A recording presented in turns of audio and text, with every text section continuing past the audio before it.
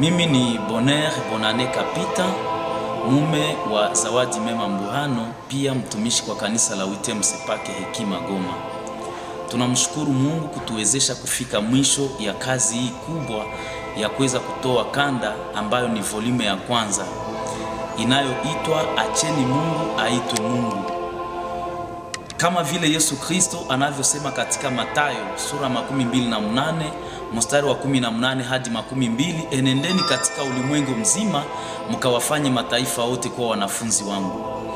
Mama huyu ameanza kazi hii akiwa iko mtoto, amepewa hii kipawa ya kuweza kutunga nyimbo na kuimba, na kwa leo nyimbo zinaingia ndani ya kanda ili ziweze kukufikia wewe msikilizaji wetu.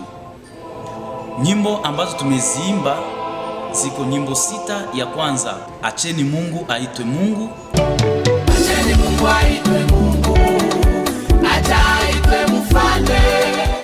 Ya pili ni Yesu peke ambaye anakuwa na neno la mwisho juu ya shida yako.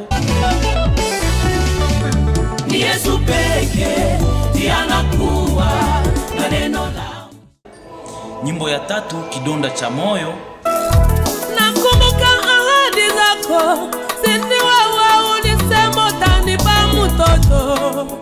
Nyimbo ya 4, Panga Muda Wako Vema. Panga muda wako vema.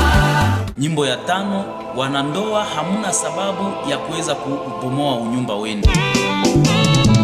Wanandoa wote hamuna sababu ya kubomoa unyumba wenu.